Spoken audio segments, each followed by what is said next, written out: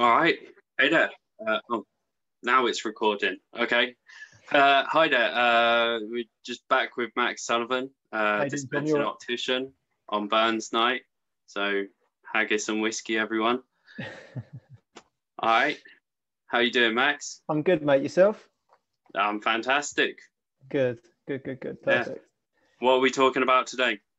So today we're going to just briefly go over accommodation and a condition called presbyopia, which is linked to accommodation as well. I've mentioned it briefly in other videos before. So we're just going to go in depth, not in too much depth, but just go over it a little bit more than what we have done on previous videos. So I thought that might be quite interesting. Let me just share the screen for you guys. Bear with me.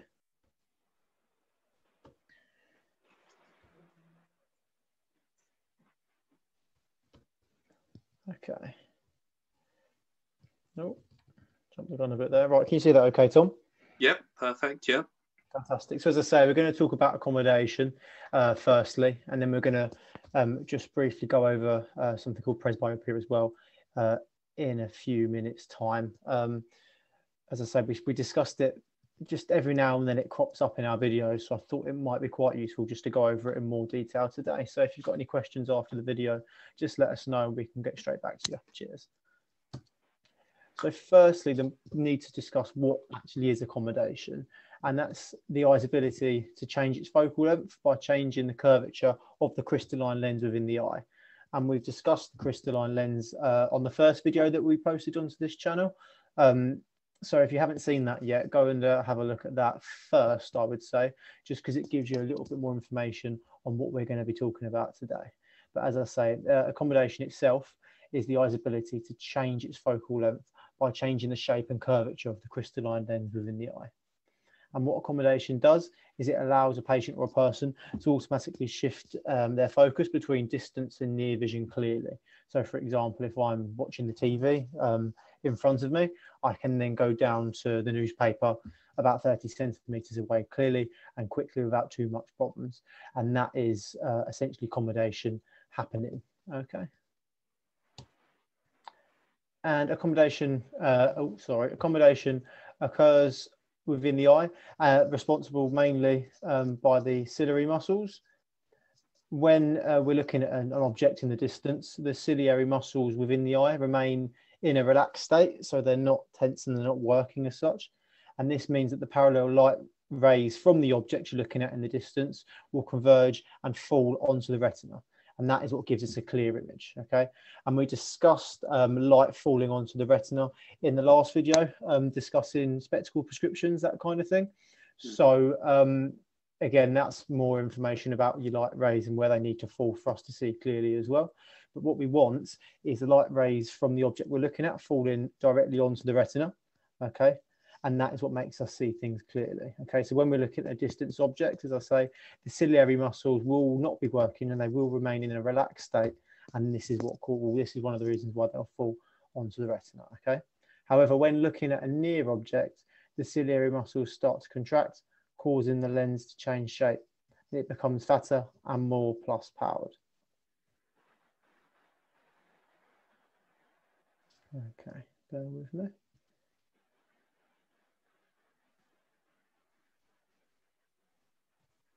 So we've got a couple of images just here. Sorry, my laptop froze a bit there, which just show the difference between an eye in a relaxed state and an accommodated state. Okay, what you'll find is there are a part of the eye which holds the lens in place, known as the zonular fibers. They're little, almost like strings here. Okay, and when your eye is in a relaxed state, looking at a distance object, you can see the ciliary muscle is relaxed here, okay, and the zonular fibers are under tension, okay, and that's almost like they're pulling the lens flatter, okay, which means the lens is nice and flat like it is here.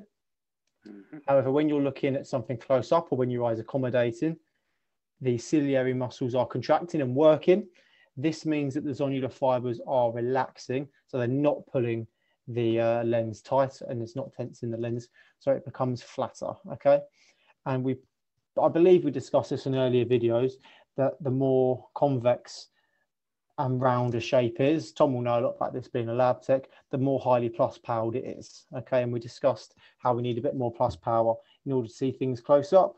So essentially, if you compare the lens when looking at a distance object here to the lens when you're looking at a near vision object here, you can see it's fatter and rounder and therefore more plus powered. Okay, so I thought that might be quite useful for you guys to see here. And this is another good video here. It's like a cross section itself. So the ciliary muscle is represented by the outside, the deeper red color here. Okay, so when you're looking in the distance vision, as I say, the ciliary muscles relax and the zonular fibers are nice and tight here. And when we're looking at something close up, the ciliary muscles will contract, so they're a bit fatter here in comparison to the first picture. And these zonular fibers are relaxing. Okay. Perfect. So that moves nicely on to presbyopia, which is something a lot of people would have heard of within practice by their optometrists if they're getting tested yearly. Okay.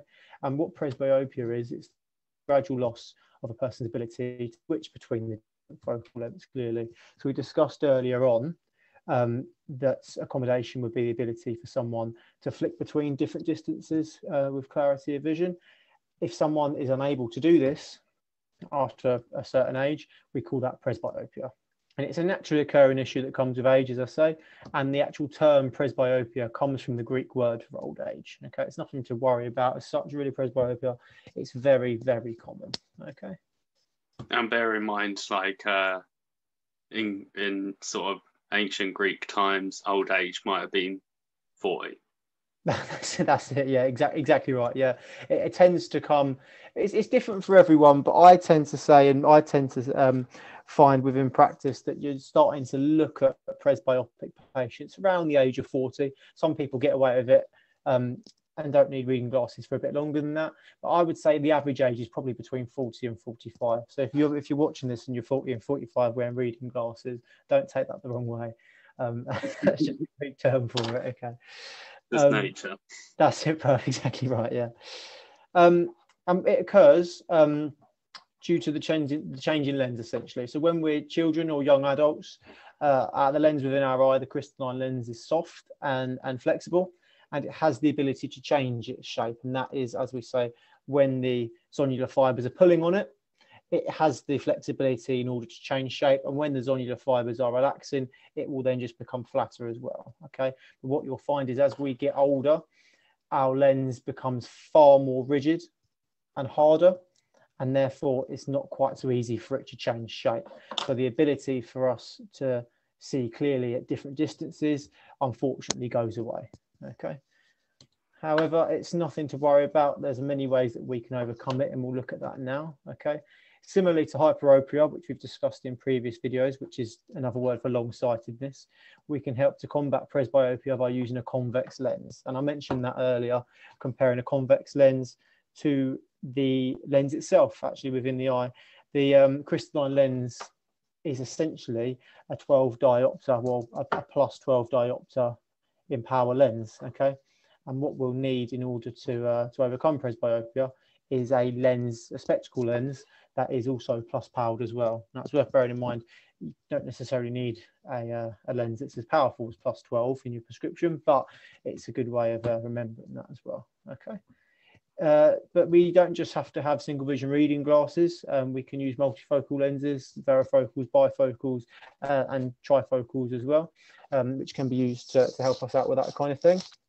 And in the more recent years, we've managed to use contact lenses as a way of helping with people with this sort of problem. We can use multifocal contact lenses or monovision lenses, which are really, really good. A monovision lens is actually where you'll have one eye which has got the distance prescription in, and the other eye will have the reading prescription in. Now, I don't really deal with contact lenses on a day-to-day basis, so I'm not the best person to ask about that kind of thing if you have any questions, but they're very, very, very good by all accounts.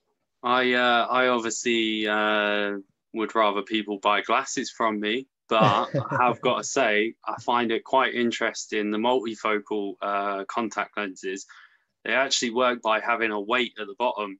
So the lens is slightly heavier at the bottom of it, and that way when you put it in, it doesn't matter what direction you put it in. You blink a few times and it gets the weight to the bottom of the lens. That actually turns itself to the right like axis degree. I thought that was quite interesting anyway. Yeah, that is an interesting. Contact lenses unfortunately can be interesting, but also I don't endorse them. Buy glasses from me. But spot on. But in addition to this, we can also have refractive surgery for presbyopia as well. It's probably what is the least common way of overcoming presbyopia, but I thought I would touch upon it very shortly. Essentially, what monovision refractive surgery is where we use a laser to reshape one of the corneas in one of our eyes for near vision, and the other one is reshaped for clear distance vision. It's a very similar idea. That's quite incredible. Monovision contact lenses, really. The science behind it is exactly the same kind of thing, really. It is really clever, and it's something, again, that I don't know a huge amount about, because I didn't really know we could do that kind of thing, actually, up until... Yeah, no, that's new to me, actually. It's really interesting, that. So, again, it was worth touching upon, but your main things that you'll find is your single vision near spectacles, as well as multifocal lenses, which work really, really well. I mean, I'm a big advocate for, if you get to the point where you're presbyopic and you need reading glasses, I'm a big advocate for multifocal lenses, to be honest with you, because you'll find yourself not switching between spectacles throughout the day. You can just put the one pair on in the morning, and they'll see you through until bed. Yeah, actually, on that, Max, because I know like this practically what you're saying as well, but on that, you know, when someone has a reading prescription but not a distance prescription, or vice versa, if they need distance but don't need reading, but not so much that, varifocals are still actually quite worth your while, because like Max says, you don't have to keep taking on and off glasses, especially if you've got a reading prescription and no distance. It means you can like spend your day how you like without having to take off and put on glasses. It means that, you know, rather than you know, going to the supermarket, for example, and looking up like, is it suitable for vegetarians or something, you don't need to whack on a pair of reading glasses especially for that, because you've already got glasses that all you have to do is look down in the lens in it. Exactly. Yeah, so bit of online dispensing there. Yes, and they're far more common than what people think, multifocals. That's the one thing I find working in practice day to day, is that people don't actually quite realise how many people around them are wearing multifocal lenses. They think that when I tell them that we're going to do varifocals, they think they're sort of one of the odd ones out, but they're really, really not. I also think when people are told that for the first time, I think people imagine something like bifocals, where it's got a visible segment.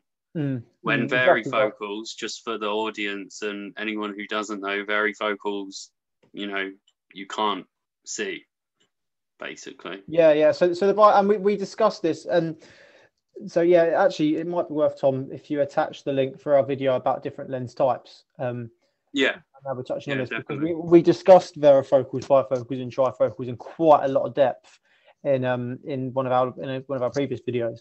But no, as I say, that would probably be your most common, just a pair of single vision reading glasses, or a multifocal lens is probably the most common way of overcoming presbyopia as an issue. But as I say, I can't emphasize enough, it's really nothing to worry about.